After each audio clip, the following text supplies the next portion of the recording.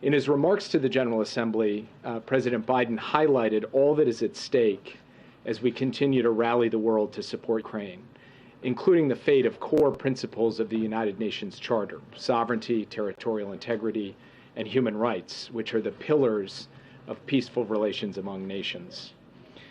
As you all know, President Biden underscored that it's not just the future of the people of Ukraine that hangs in the balance as they bravely fight every day to defend their rights and their sovereign territory from a brutal Russian invasion. The President spoke about how critical it is that the U.S. and the world send the unmistakable message that in the 21st century, a dictator cannot be allowed to conquer or carve up his neighbor's territory by force and threaten the fundamental values of freedom and independence that matter to every American. If we allow that here, it will happen elsewhere in ways that will undermine the fundamental security, not to mention the values that the American people hold so dear. Following up on that speech at the UN earlier this week, today President Biden is hosting President Zelensky of Ukraine here at the White House, where he will emphasize the continued need for the American people to step up and support Ukraine as they battle on the front lines of the free world. Today's meeting will be the 6th in-person meeting between President Biden and President Zelensky, and it's President Zelensky's 3rd visit to the White House during the Biden administration. Of course, they have talked many times over the course of the past year and a half by phone, on video, and our teams are in constant daily communication. This meeting comes at a significant moment as Ukrainian forces continue to make progress in their counteroffensive, and just after Russia launched yet another brutal wave of airstrikes against five cities in Ukraine that hit critical civilian infrastructure and knocked out power for many people in many different parts of the country. To help defend against assaults like this one, assaults from the air, President Biden will announce a new package of military assistance today that includes significant air defense capabilities to help Ukraine protect its people. These capabilities will help Ukraine harden its defenses ahead of what is likely to be a tough winter, filled with renewed Russian attacks on Ukrainian critical infrastructure to try to deprive innocent people of necessities like heat and electricity. Because President Putin cannot achieve his objectives on the battlefield, he is reduced to and is resorting to attacks that are intended to plunge ordinary people's lives into cold and darkness. And we are going to do everything working with the Ukrainians to make that task more and more difficult for Russia to be able to pull off. The package the President will announce today will also include weapons and equipment to help Ukraine maintain its momentum in the counteroffensive. That includes additional ammunition for U.S.-provided HIMARS systems, anti-armor capabilities, artillery ammunition, and more DPICMs, which have helped Ukraine make gains and, crucially, also helped Ukraine defend against counterattacks. President Biden and President Zelensky will also discuss our joint efforts to support Ukraine's economic recovery, and he will introduce a special representative for Ukraine's economic recovery, Penny Pritzker, who will focus on engaging the private sector, partner countries, and Ukrainian counterparts to generate international investment in Ukraine and work with Ukraine to make the reforms necessary to improve Ukraine's business climate. President Biden, of course, is also looking forward to hear directly from President Zelensky in person his perspective on the war and the road ahead, and all of the more specific operational issues that have been a feature of all of their conversations over the course of the past year and a half. Above all, though, President Biden wants to use today to reaffirm his commitment, this administration's commitment, this country's commitment to continuing to lead the world in support of Ukraine for as long as it takes. And that's what he intends to do today. And with that, I look forward to taking your questions. Yeah. Thank you. Can I take you to in Canada and India relationship? Actually, I was calling on her, but go ahead. Thank you so much. You can go ahead. Thank you. Can you give us your sense of what's happening between Canada and India? India is fuming at a Canadian allegation that India was involved in the death of a Canadian citizen, a terrorist in India. Canada is saying that they have informed you about the proof they have about those allegations. What's your sense about it? As soon as we heard from the Canadian Prime Minister publicly about the allegations, we went out publicly ourselves and expressed our deep concern about them, our support for a law enforcement process to get to the bottom of exactly what happened and to ensure that the perpetrators are held accountable. I'm not going to get into the substance of private diplomatic conversations, but we are in constant contact with our Canadian counterparts. We are consulting with them closely. We support the efforts that they are undertaking in this investigation, and we have also been in touch with the Indian government as well. And I will leave it at that for today, only to say that I have seen in the press some efforts to try to drive a wedge between the United States and Canada on this issue, and I firmly reject the idea that there is a wedge between the U.S. and Canada. We have deep concerns about the allegations, and we would like to see this investigation carried forward and the perpetrators held to account. That is what the United States has stood for from the moment this emerged in public, and we will continue to stand for that until this fully plays its way out. So you can go ahead. Sorry. Hi. So I know that ATACMS have been on the table, been in consideration by President Biden. I'm wondering if you could talk about what those consideration factors are. Is it a stocks money issue? Is it a we're not ready at that? They're not ready at this point in the war to start longer range fires? Can you tell us about that? So I can only tell you so much from this podium because operational considerations about any given weapon system, some of that is quite sensitive. What I would say is that the president is constantly speaking both to his own military and to his counterparts in Europe and to the Ukrainians themselves about what is needed on the battlefield at any given phase of the war, and then what the United States can provide, while also ensuring that we are able to provide for our own deterrence and defense needs. As he's weighed all that up to date, he has determined that he would not provide ATACMS, but he has also not taken it off the table in the future. I don't have anything to announce about that today. Yes. Thanks, Jake. House Republican leaders are heavily laying the blame at President Biden's feet today for the fact that the House has not passed that additional package of Ukraine aid. House Speaker McCarthy saying today that President Biden hasn't made the case to the American public. What is victory? What does it take to be able to win? You met with Speaker McCarthy and other Republicans recently. What was your message to them, and then what is your response to Speaker McCarthy today? I'm not going to get into a debate with Speaker McCarthy from the podium. I would say that Speaker McCarthy has himself been an advocate for the supply of military assistance to Ukraine, has voted for previous packages, and that Republicans in both the House and Senate, in very large numbers, have been strong advocates and supporters for this, haven't just wanted to hear the case from us. They've been going out and themselves making the case to their constituents and to the world for why this is so important. And it is that level of bipartisan support that we've seen to date that has sustained the immense and impressive levels of assistance that we've been able to provide to Ukraine. We believe that that will continue because we believe that there is strong majorities on a bipartisan basis in both the House and Senate to provide this aid. That's what we look forward to seeing. Now, I did have the opportunity to see the Democratic and Republican leadership in the Senate and the House, and the chairs and ranking members of the key national security committees in two separate sessions. I thought they were incredibly constructive sessions. They were deeply substantive. The members had excellent questions. They also had a lot of constructive suggestions for how we most effectively pursue continued assistance to Ukraine and rally the world to help Ukraine defend its territory. So on the basis of those conversations and further consultation we've had since then, I continue to remain of the view that when all is said and done, after all the back and forth and the toing and froing and all the other elements going into these negotiations that have nothing to do with Ukraine, that there will be strong bipartisan support to continue funding Ukraine to the extent that we believe is necessary to get Ukraine what it needs. Yeah. Thanks, Jake. Back to India for a minute. Does the U.S. have any intelligence or investigative evidence to support Canada's claims? And then secondly, Ambassador Garcetti had suggested that President Biden was going to return to India in January to celebrate Republic Day, and I'm wondering if that trip is now in question given this diplomatic row between two U.S. partners. I'm not going to speak to either intelligence or law enforcement matters from this podium. I will let that process play out. We are in, as I said before, continuous communication and consultation with the Canadian government, and we will remain so as we go forward. And I do not have anything to announce about travel by the president to India in January or at any other time today. Yes. Jake, you've expressed your confidence that Congress will, in the not-too-distant future, pass the necessary $24 billion in funds that you say are necessary going forward in Ukraine.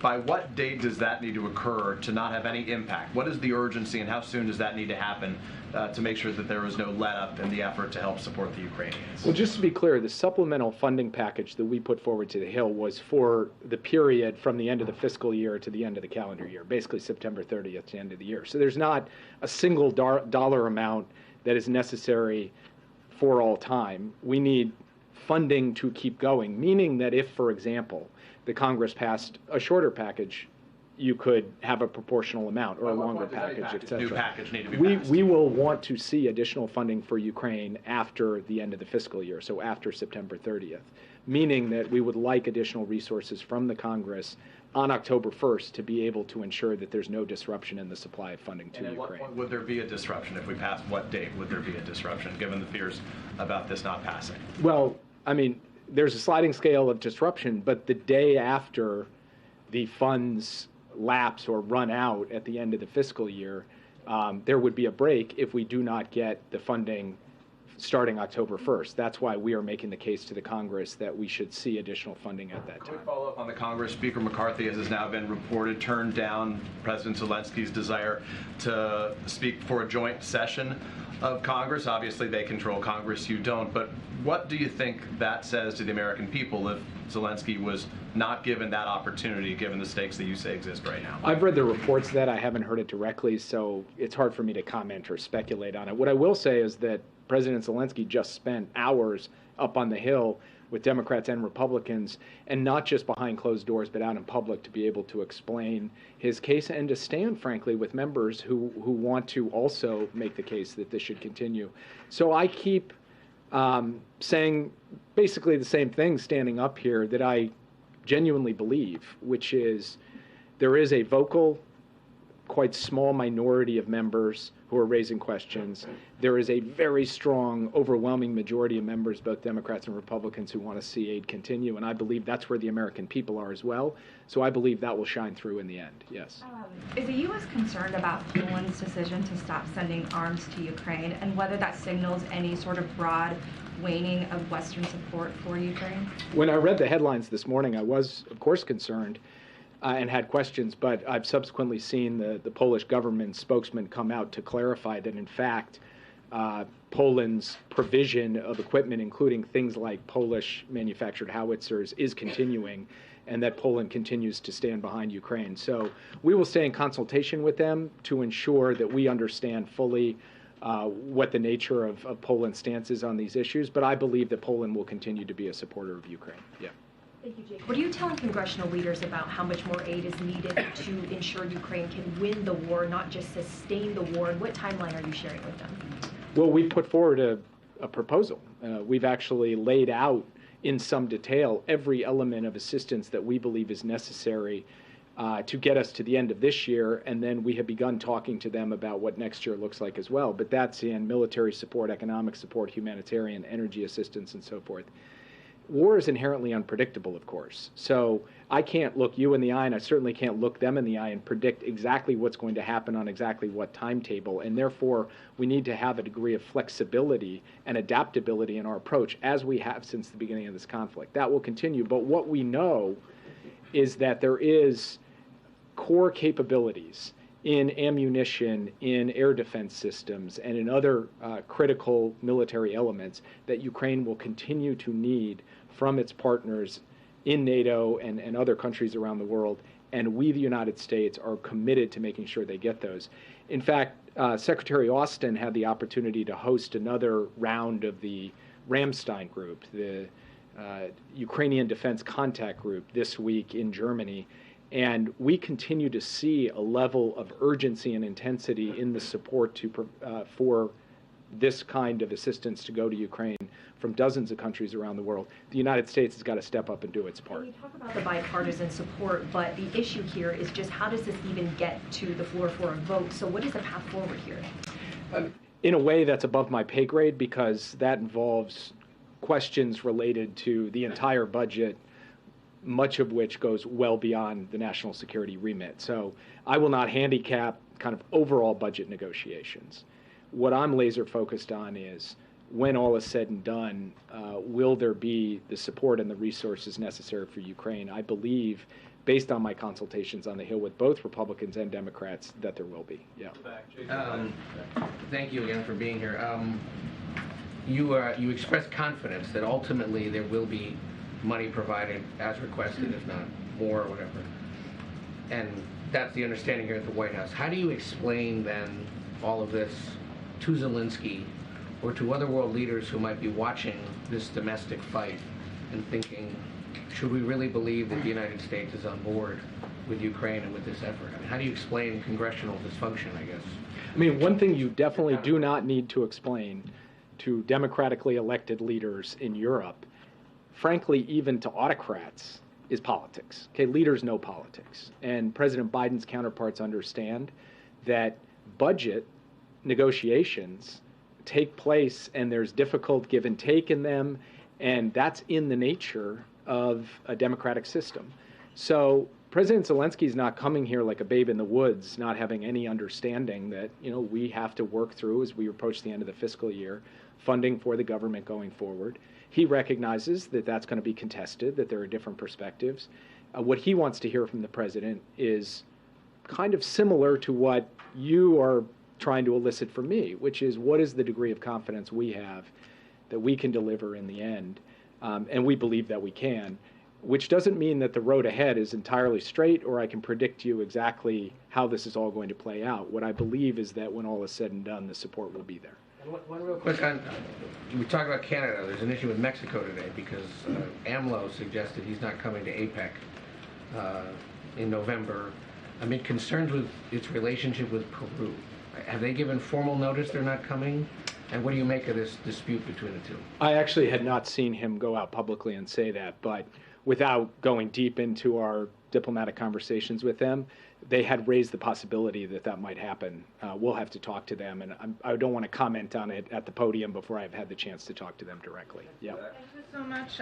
I would like to ask you a question about Saudi Arabia. Yesterday, the Crown Prince said that if Iran gets nuclear weapons, then Saudi Arabia would get them too.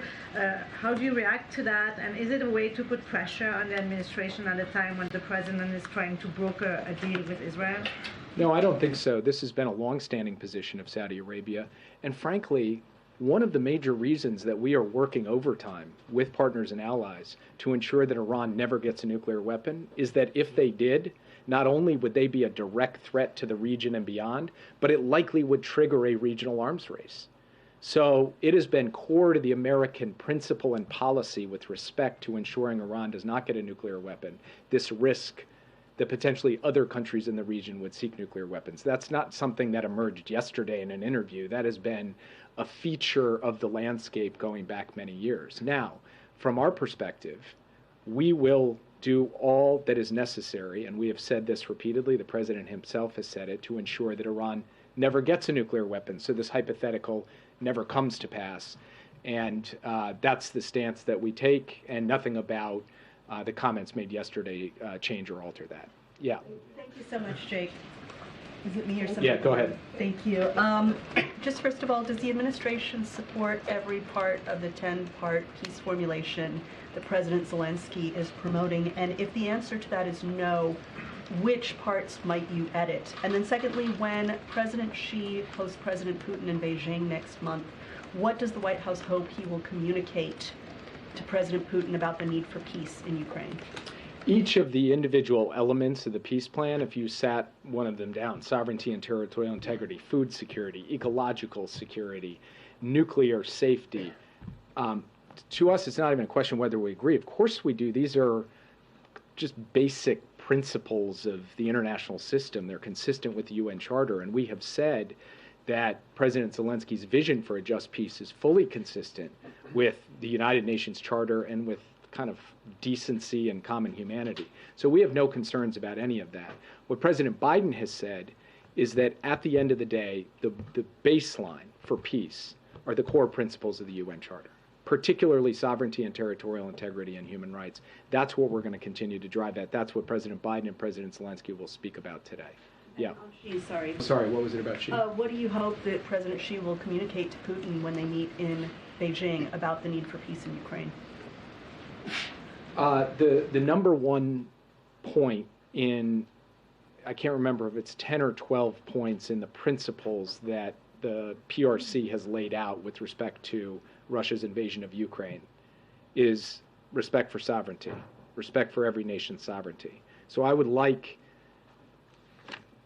to see every leader who goes and speaks to President Putin reinforce that that basic proposition is inviolable, and that every country, including countries that have better relationships than Russia than we do, are going to stand by that principle as we go forward. That's fundamentally their responsibility. Yeah. I had two quick follow-ups. First, with regards to the United States' commitment to Ukraine, there are 26 Republican lawmakers, including 6 senators, a small minority, as you mentioned before, who sent a letter to the OMB director saying that they were unaware of just how much the administration has spent thus far in support of Ukraine. They know how much was appropriated, obviously, but they don't know how much has been spent thus far. Do you have a general figure you can give us? I'm not going to stand here and give a precise figure. What I will tell you is that we have supplied to the Congress every dollar that has been obligated. So if they are unaware, it's because they are not looking at the reports that we are submitting to the Hill. In fact, when I was up on the Hill just a few days ago, I walked through in some detail, and I don't have the notes in front of me, exactly what we had spent in the military space. We've done 47 presidential drawdown packages. We give the dollar figure for every one of them. We've done USAI packages. We give the dollar figure for every one of them. We obligate money under economic support funds. That money is notified to the Hill in a public way. So you all have access to exactly how much we've spent. The Congress has access to exactly how much we've spent. We have not hidden a single thing on this, and I find the claim in that letter somewhat bizarre. And then you reiterated the importance of territorial sovereignty, and you noted that in the 21st century, one neighbor cannot be allowed to conquer another. And I think that you got to the point you seem to say that if we were to allow this to happen in Ukraine, it could happen elsewhere. Were you referring by chance to any other particular threat in any other theater towards one of our allies? I'm not referring to a particular threat. I'm referring to the fact that history has taught us this lesson painfully many times, that aggression unchecked can be aggression unleashed. That could mean further aggression by Russia, or it could be aggression by another autocratic power against its neighbor somewhere else in the world, not specifically zeroing in on a particular threat or conflict, but we have to be prepared for that if we do not stand up and help defend the sovereignty and territorial integrity of Ukraine. Yeah. Thanks, Jake. I appreciate you doing this. So you've laid out how the president is standing up to Russia through action, but largely giving China and India a pass on their aggressions as well as economic support for Russia. Why is that? Can you repeat the question? Sure. You've laid out how the president's been standing up for Russia through action, but when it comes to India and China, the president's largely given them a pass for their aggressions as well as the economic support they're giving to Russia. Why is that? What do you mean by aggression? Well, so for instance, India, they've made a deal with, economic aggression, I guess. They made a deal with 18 countries to not use dollars to trade in. India is on a U.S. watch list for intellectual property theft of U.S. companies. India is part of BRICS, and so that's what I'm talking about with India. With China, the aggressions, the hacking that they've done, the spy balloons, as well as their intellectual property issues. I mean, first of all, we've stood up over, I'm not sure if your question is about Ukraine or just about other things generically and so forth. Why are we seeing the same kind of actions standing up against China and India? I mean, we've taken a variety of actions to protect America's national security vis-a-vis threats from the PRC. We have an entire strategy with respect to our technology export controls to make sure that American technology cannot be used against us. President Biden, in fact, is the first person to take some of those steps. No previous administration has done so.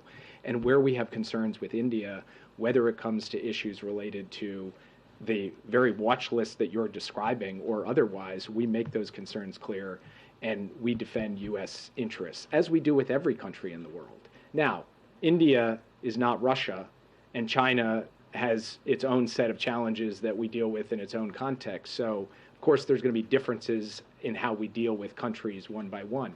But the idea the North Star of this administration is, if you represent a threat to the American people's security, prosperity, or basic sense of fairness, we will take action to defend that. I think our record on that across multiple countries, including the ones you've mentioned, is quite clear over the last 2.5 years. Yeah. Thank you. You're talking about the $24 billion being through the end of this calendar year. You mentioned that you are looking ahead to what comes next. Do you have any projections for how much more will be needed? And is there, do you have projections, and can you share them? I will tell you, standing here right now, I let the OMB director lay out our budget requests to the Congress, our supplemental requests to the Congress. I do not do that. We are working through that, and in fact, trying to have an open and transparent conversation with the Congress on it as well. But I'm going to leave it to the people whose remit it is to lay out our resource requests to the Congress to do that. I won't do that for them. Yep. Just back on India quickly. Do you know whether President Biden intends to speak to Modi about these allegations from the Canadians? And do you see that this incident and that this concern could drive a wedge between the United States and India at this very moment when you're trying to sort of rebuild that relationship? I'm not going to get into private diplomatic conversations that have either already happened or are going to happen on this topic, only to say that we have been and will be in contact with the Indians at high levels on this issue. It is a matter of concern for us. It is something we take seriously. It is something we will keep working on. And we will do that regardless of the country. There's not some special exemption you get for actions like this. Regardless of the country, we will stand up and defend our basic principles, and we will also consult closely with allies like Canada as they pursue their law enforcement and diplomatic process. On Ukraine, sorry, just on Ukraine, you've talked about the sort of need for, on the kind of discussions about what weapons will go and when they will go. There are some members of Congress, some senators, who say that there's some sort of equivalency, like, you're not sending you shouldn't send ATACMS, for instance, or weapons to Ukraine because you should preserve them to send them to Taiwan. Can you unpack that for us in terms of what the store of weapons that are available, the weapons that can be produced, and whether there are sufficient weapons to respond to eventual needs in other places besides Ukraine? So when we think about our obligations under the Taiwan Relations Act to continue to provide defensive articles to Taiwan, we take a look at what we have in our inventory and what they put on contract to purchase. Most of what they acquire, of course, is through foreign military sales, which they put on contract to purchase and don't take out of our stock. So we look at that. We obviously look at both what we provide through drawdown to Ukraine and also what we put on contract for purchase to Ukraine through the Ukraine Security Assistance Initiative. And then we look at what we need for any contingency anywhere in the world, and not just in the Indo-Pacific, but in Europe, in the Middle East, elsewhere. And we lay those three considerations out on the table, and we make a determination about whether there are, in fact, trade-offs that would make our life difficult in some way, or whether we feel we can manage and balance everything while doing the needful for all of the major contingencies we might face. We do not think right now that the notion of one-for-one trade-offs in any context is really a rate limiter on us being able to provide support for Ukraine. We think we can provide support for Ukraine and also be in a position to deter aggression elsewhere or respond to it if it takes place. So we have confidence in that. Does the U.S. industry need to increase production? Yes. Our view, just for example, I've stood at this podium before and talked about artillery ammunition. We want to see a dramatic increase in artillery ammunition production. That is underway. It will take some time. We think there are other munitions where additional production, additional capability, and not just for munitions, but critical platforms as well. We inherited a defense industrial base that from a supply chain and workforce and overall capacity perspective was not operating at the level we believe it should be operating at. President Biden has given direction, Secretary Austin has given direction to remedy that, and we are actively doing so. Yeah. Thank you, Jake. CNN asked Zelensky earlier this week if a military breakthrough is possible this year, and his answer was, I think nobody knows really. What is the U.S.'s assessment of whether the provision of all of this aid can actually ensure success on the battlefield? Well, let's define success kind of stepping back for a moment. Number one, Kyiv stands, Kharkiv stands, Kherson stands. Major cities of Ukraine are not under Russian domination and occupation today because, first and foremost, of the bravery of the Ukrainian soldiers on the front lines and the Ukrainian people who are supporting them, but also in no small part because of the material assistance we have provided. And that is a significant fact. Second, Ukraine is in fact taking back territory. It is doing so methodically, step by step, and the weapons that we have provided have allowed them to deoccupy more territory in the last 3 months than the Russians were able to take in 8 months over the course of its fall and winter offensive last year. So we will keep at this, and we believe that the weapons we are providing are helping Ukraine not only make forward progress, but also critically defend the territory that they continue to hold against Russian efforts to overrun it and occupy it, because Putin has not given up on his fundamental goal, which is to subjugate the country of Ukraine. And we will not permit that to happen, and the Ukrainian people will not permit that to happen. I'll do one more. Yeah. When President Zelensky was here last December, he and President Biden had a joint press conference after their meetings. That's not on the agenda for today. Why was that not scheduled for this visit?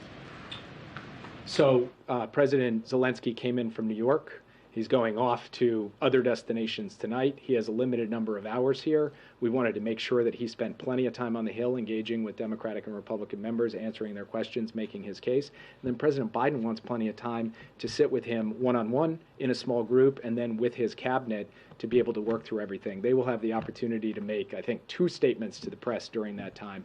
But we chose how to allocate the time based on what we think is going to generate the best possible results for Ukraine. And President Biden is looking forward to the set of engagements this afternoon. I'll just say one more thing back to the question of how much assistance that we've provided, lest anyone say, oh, Jake doesn't know how much assistance we provided. This is just off the top of my head, so you can confirm these numbers. But roughly $47 billion in military assistance between PDA and USAI. Roughly $1 to $1.5 billion per month in direct budget support that is sent not directly to Ukraine, but to the World Bank, so that the World Bank can ensure every amount, all of the amounts of that aid, those dollars, are being appropriately spent. And then in the range of $10 or so billion being spent for a range of humanitarian, energy, and other purposes to ensure that the basic livelihoods of Ukrainians, their humanitarian needs, basic food security needs, and otherwise are being taken care of. That's not a precise estimate because I didn't come bringing this, but I spend my days making sure that we know that every dollar that we're spending is being accounted for effectively and is being shared very much with the Hill and is being shared with you all. And of course, we will make sure that the members that you referred to who don't seem to know what we're doing with the aid to Ukraine get the same information that has long been available to everybody else. And with that, I'll let you guys have a good day. Thank you, sir. Thank you so much, Jake. Okay. Just one thing at the top, and then we'll continue. Today, extreme House Republicans showed yet again that their chaos is marching us toward a reckless and damaging government shutdown. Extreme House Republicans can't even get an agreement among themselves to keep the government running or to fund the military. They keep demanding more extreme policies as a condition to do their job and keep the government open. From a fact-free impeachment that their own members say isn't supported by the evidence, to severe cuts to food safety, Meals on Wheels, Head Start, education, law enforcement, and much more. And they're failing to deliver needed funding for communities recovering from disasters, to countering fentanyl trafficking, for food assistance for pregnant mothers and babies, and to support Ukraine. All this while pushing for more trickle-down tax cuts for billionaires and big corporations, which they did again yesterday in their budget markup. The solution is very, very simple. Extreme House Republicans need to stop playing political games with people's lives. There's so much at stake here. They should abide by the bipartisan deal we made in May which two-thirds of House Republicans voted for. A deal is a deal. House Republicans need to do their job, keep the government open, and work with us to deliver for the American people. With that, Sungmin. Thanks. Two quick topics. Has OMB given guidance yet to federal agencies on what they can and can't do in case of a government shutdown? So don't have any specific what that would look like, but certainly agencies are looking at how to move forward in case there is a shutdown. But I will say this, I mean, very plainly, the best plan right now is to not have one, is to not have a shutdown. House Republicans know exactly what they need to do, which is do their jobs. Will OMB be sending that guidance this week? I think typically it's said 7 or so days before a shutdown. Yeah, again, I told you that, as I mentioned, agencies are looking at how to move forward in case there is one, but we want to be very clear. We want to be very clear here. The best plan is for there to not be a shutdown. This is something that can be avoided here. This is something that House Republicans know very well, that they have to do their jobs. They're the ones to fix this problem. And will the White House send an administration official to the picket lines with those striking UAW workers, or would President Biden himself go? So don't have anything to lay out on any as regards to the president's schedule. What I can say is the president is very, I guess, seeing them continue to be at the negotiating table. All parties continuing to be at the negotiating table is a positive. That is important. They've been certainly doing that for the past 24/7. It is important to have that collective bargaining. The president has been very clear about that, and so we are going to assist the White House along with the Department of Labor, with the leadership of Acting Secretary Sue, to make sure that we provide assistance or any guidance as it is requested to all parties. But certainly we appreciate the fact that they are still at the negotiating table having this conversation. It is important that we result in a win-win agreement. It is important that UAW workers are certainly being able to have a deal where they could take care of their family, raise their family. The president is, as you know, pro-union. The president is pro-workers, pro-UAW workers, and that's what we're going to continue to make clear. I'm going to just ask you on the UAW strike, to what extent do you have any kind of leverage to sort of lean in with companies? Is the president picking up the phone and speaking with the company executives? And is there a limit to how much he can do on that? Well, you heard from the president, Andre. You heard from the president last Friday, where he said that record corporate profits should lead to record UAW contracts. He was very clear about that. You've heard that from me, and you've heard that from others here in the administration. And he's going to obviously continue to get daily briefings from his team on what's going on, and where the negotiations are.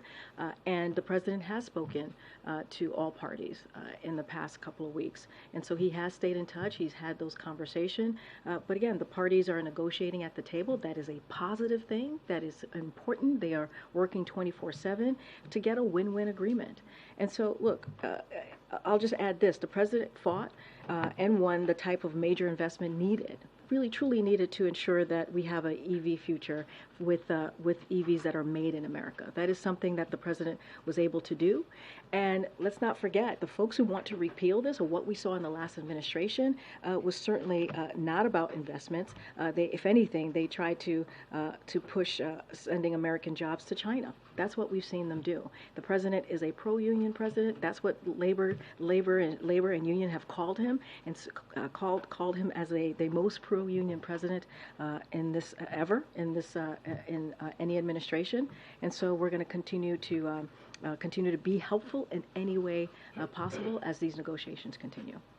Could you just say a word about the kind of negotiations on the to stop the shutdown, or prevent a shutdown? You're talking about the government shutdown. Yeah. So look. Yeah. Ask you. I know you've got people working on this, but how severe, how significant do you think the impact would be if there is a shutdown? In the past, these things have been resolved in a few days. So, do you expect that it would have a significant impact, or do you think it would be something that could be rolled over? No, I appreciate this question because what House Republicans are doing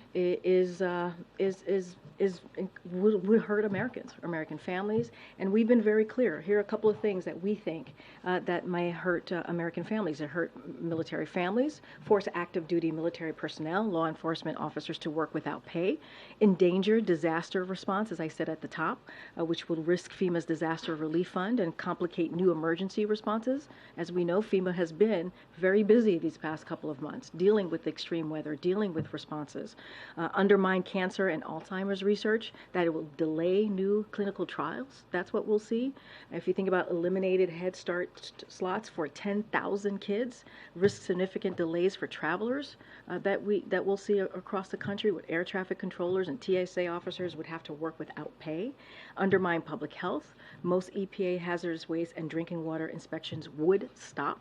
Hurt small businesses. We're talking about SBA would not be able to approve new loans, and undermine food safety. So this is what we think the impacts of a shutdown might be. And look, again, this is something that they can fix. This is something that House Republicans, these extreme House Republicans, they can fix this. All they have to do is do their jobs. And let's not forget, we had a deal. We had a bipartisan deal that the president led on back in May. A deal is a deal.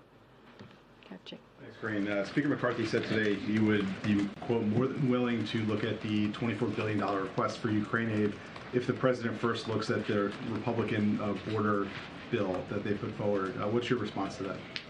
You know, there is no conversation to be had because a deal was made already.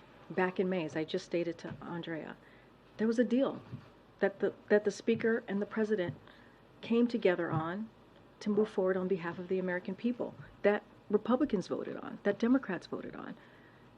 You know, a deal is a deal. There is no discussion to be had. There's no discussion to be had. And I just am not going to negotiate from here, obviously, but we made a deal in May. We did. Something that American people want to see. They want to see both sides coming together, actually delivering on matters that are important to them.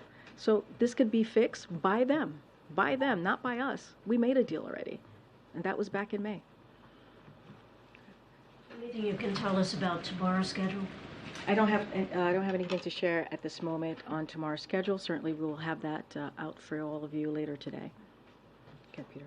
Karine, the administration said yesterday it was granting temporary legal status to hundreds of thousands of Venezuelans.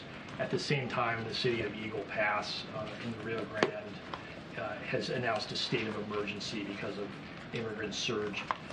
Is there any concern that the timing of this Venezuelan TPS announcement might exacerbate what's happening in Eagle Pass right now? And you know, essentially, is this going to make the situation in Eagle Pass worse?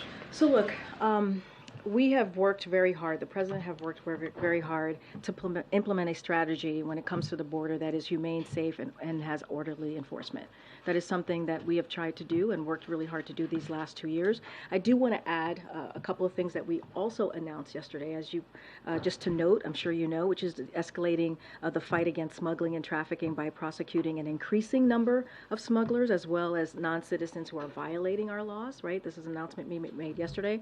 Also in deploying 800 new active duty military personnel to support border efforts and get CBP agents and officer out in the field. This is this is on top of the 2,500 National Guard personnel also deployed, and expanding the fentanyl expedited removal management. So those are 3 other pieces that we announced, as well as the Venezuela TPS yesterday. Let's not forget the 24,000 CBP agents and officers along the southwest border. So we have taken steps without the help of Republicans in Congress to do everything that we can to deal with this issue. And let's not forget what the Republicans proposed. Their continuing resolution would lead 800 CBP agents and officers being fired and will result in 50,000 pounds of cocaine, more than 300 pounds of fentanyl, more than 700 pounds of heroin, and more than 6,000 pounds of other drugs to enter the country. That is what they proposed just a day ago. And that's what that would do to the border. It would hurt and harm and not deal with the issue. So they are doing the opposite of what the president is trying to do, is actually move forward in a way that is humane, safe, and has an orderly enforcement pathway process here. Okay. Thanks, Karine. So what do you call it here at the White House when 10,000 people illegally cross the border in a single day? So what do you call it, Peter, when GOP puts forth wait, no, you can't. Karine? I'm answering. Okay, we're gonna move You're on. answering No, a no, question no, with a no, no, question? no, Okay. no, we're moving on. We're Karine, moving. please. In the back. Go ahead. You said you were Go ahead, stopping the in flow back. at the border. No. I 10,000 tried to migrants. answer, Peter. I Okay. tried to answer the question. You stopped me. Let's go. Go ahead. So there was footage yesterday of Border Patrol cutting some of the razor wire that Texas had installed. Governor Abbott has vowed to reinstall it. They have his border czar has pictures of people taking fresh razor wire out to the border to reinstall it. Is there now a federal policy of removing the barriers that Texas is installing? So here's what I'll say. I would have to look into that. I did see those reports yesterday, but as it relates to Governor Abbott, we know what he has done these past couple of years while this president has been in office. He's turned this, when it comes to the border, he's turned this into a political stunt. And that's what he's done over and over again. That's what I can speak to. I did see those reports. I would have to go back and get a sense from the team and give you an answer on that. There is an enormous amount of concern. The mayor of Eagle Pass tells us at least 5,000 people crossed probably yesterday or in the last 2 days, maybe a lot more. You've already talked a little bit, but what resources specific to this surge are being Well, I just laid out 3 additional announcements that we did to deal with the border that we announced yesterday. We announced the TPS Venezuela announcement as well yesterday, and so this is a president again that has taken action without the help of Republicans in Congress. He has taken action over and over again to deal with this issue. Let's not forget, and you know this very well, having as you're covering that region, that this is an issue that's been around for decades. This is a broken immigration system. This is why the president on his first day put forth a comprehensive piece of legislation to try to deal with this immigration system. We put CBP, 25,000 CBP agents out there. We tried to make sure that we deal with the smuggling that's happening. We've tried to make sure that we continue to deal with this in a humane, orderly way, and that's what we're going to continue to promise to do. Again, we just announced 3 more additional enforcement pathways or ways to move forward on this, and so the president's going to continue to do what he can from this administration. Thanks, Karine. I want to say actually with the border, how many people coming into this country illegally is enough for President Biden then? Say that last one. How many people illegally coming into the United States is enough for President Biden's administration? Enough for what? 5.9 million people have been encountered illegally. I know the numbers, but enough for what? Enough just to stop the flow. As I mentioned, this is a problem that's been around for some time now, for decades, a broken system. The president has done everything and is going to continue to do what he can, without the help of some Republicans in Congress, to deal with this issue. And I just laid out what he has done over the past 2 years, right? 24,000 CBP agents and officers along the southwest border. This is a historic number, more than any other president has been able to do. And that's 2,600 additional civilian personnel. Those are going to be helpful in dealing with the issue. Increased border holding capacity by 3,750 to 22,700. And so we're trying to deal with the smuggling issues that we're seeing as well on the border. So the president's going to continue to do the work. He made some announcement as well yesterday, as I just mentioned. And so look, we're going to continue to implement a strategy that is humane, that is safe, and that is orderly as it relates to enforcement. And so that is a promise that you can see from this president. Again, GOP, the Republicans, put out a continuing resolution that actually reverses the work that the president is trying to do, makes the situation worse. That's what they were trying to push. And so, look, we would love to do it in a bipartisan way and really fix this issue that's been around for some time now. But right now, the president is doing it on his own. Thanks, Karine. Will we see the president try and get directly involved in trying to avert this possible government shutdown? And will he be speaking with Speaker McCarthy? And if so, what's his message? So look, the president talks often to members of Congress. That is something that he does pretty regularly. That is, and something that he will continue to do. I don't have any conversations to lay out, but I said this moments ago, right? Which is the President and the Speaker came to a deal in May. This is not for us to fix. This is for House Republicans to fix, the extreme House Republicans. This is on them. There is a deal. A deal is a deal that they voted on in a bipartisan way. It is up to them to fix this. The message is very clear. What he says in private is certainly what he says in private is the same as what he says publicly, which is there is no reason for Republicans to shut down the government. House Republicans should stop their partisan games and keep their promises and also do their jobs. That's the message that the President is sending. Given everything you've laid out, why is there so much confidence from Jake Sullivan and other members of the Biden administration that this additional funding to Ukraine will get approved? Well, look, I mean, you've heard us say this before. We truly appreciate the strong bipartisan support that we have seen over the past several months for Ukraine. And it's not just us. It came from our allies and our partners, right, which has been able to give the Ukrainian people the opportunity to fight and be successful in the battlefield. And so it is important, we think is incredibly important that we continue to give them the support that they need. You heard from the President in the halls of the UN at UNGA just a day or two ago, speaking about the stakes, the importance of making sure that we continue to help the Ukrainians as they fight for their democracy. That hasn't changed. The stakes are still very high. It's important to continue that support. We've made that very clear. Again, you heard directly from the President on just a day or so ago, and so we're going to continue to make that very clear. And so, look, there was strong bipartisan support. Jake actually laid out some of his conversation and the feedback that he was getting when he was on the Hill, and so we're going to continue to be optimistic about this because it is incredibly important. We're talking about democracy here. Hold on, I'm calling. Good, Gabe. Welcome to the briefing room. Good to be here, Karine. Thanks so much. I want to go back to immigration. In addition to Eagle Pass, El Paso is also seeing a new influx as well. I understand your comments about being a broken immigration system, but the administration also took credit following the end of Title 42 for the drop in border crossing numbers.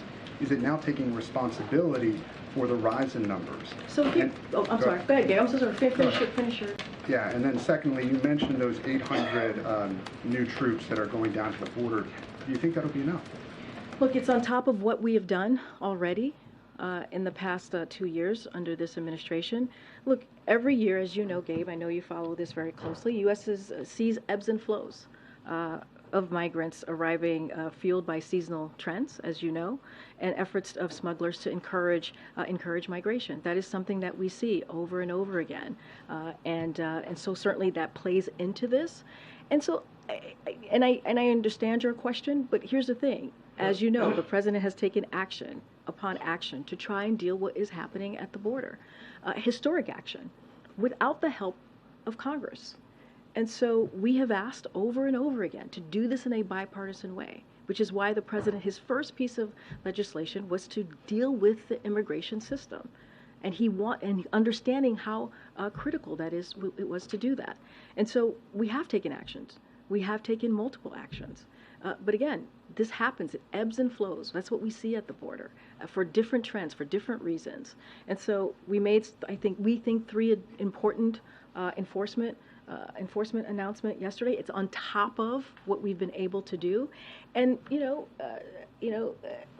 and then you see it for yourself what Congress has tried to do. Put forth a piece of legislation, a CR, a resolution that does the opposite of what we're trying to do. When we're trying to fight fentanyl, right? When we're trying to deal with smugglers. When we're trying to put more legal enforcement at the border, they're trying to reverse that. And so that is the reality that we're dealing with. And so the President's going to continue to be committed, make sure we do this in a humane way, make sure that we do this in a safe and orderly fashion. And that's the commitment that the President has to the American people. There's a lot of focus in here about what's happening at the border and what the White House can do with Congress to solve that problem. The one thing the White House can do on its own is foreign policy. Who's talking to Venezuela about why these people are still coming? Who's talking to Panama about the Darien Gap and who's allowing them to come in? And whatever happened to those State Department and Spain and Canada centers that were going to be set up along the route? So on the to last, make sure that people would have options. All very good questions. Clearly, the centers, we would get more information for you on that. But look, these diplomatic conversations are incredibly important. You heard from the National Security Advisor. These are conversations that Blinken is having, the Secretary of State is having. The President, let's not forget, just last fall brought 21, 22 countries together to talk about how migration is affecting the region. And remember, they signed a declaration. Look, these diplomatic conversations will continue. It is not an easy issue to deal with, right? But they're going to continue. The point that I'm making, and the point that I think you all some of you have reported on, this is a president that has taken historic action on an issue, on a system that has been broken for some time. And we have been very clear, we would like to do this in a bipartisan way. We would like to do it with the help of Republicans, but right now we are doing it in the best way that we can, taking diplomatic actions that you just laid out, right? Having those conversations, seeing how we can work with this issue, because it's a regional issue. This is a West Hemisphere issue, right? And so we're going to continue to do that, and also make announcements like we did yesterday to deal with what's going on at the border. Okay, all right. Take one more question for some. Go ahead. Thanks, Karine. The president is expected to announce a new office for gun violence prevention to coordinate the administration's efforts. This obviously has been a proposal that's been on the table for years from advocates. And this White House has always maintained that this falls under the Domestic Policy Council. I'm wondering if you could just tell us why the White House has agreed to accept this proposal now, since advocates have been pushing for it since the transition. So I'm going to be very careful here, and certainly, as you know, we are going to give the president and the vice president are going to give remarks on gun safety tomorrow. So I'm going to let them speak to this. So don't have anything to share on this at this time. So I would tell you to stay tuned. But look, in a much broader sense here, the president has said gun violence is an epidemic. There are many people who are sitting around their kitchen table every night who are missing their loved ones because of gun violence, because of what's doing to their community. It is, when you hear stats of guns being the #1 killer of kids, that is something that we should really be mindful to and do something about that. That's why the president has taken the actions that he has, historical executive actions to deal with this issue. That's why it was important that we saw bipartisan support to deal with gun violence. But that's the reality. That's the reality that communities are dealing with. And the president's going to try to do everything that he can to deal with this epidemic. I'm certainly not going to get ahead of the president. You all will hear from the president and the vice president tomorrow on their gun safety announcement, and we'll see you all tomorrow. Thanks, everybody.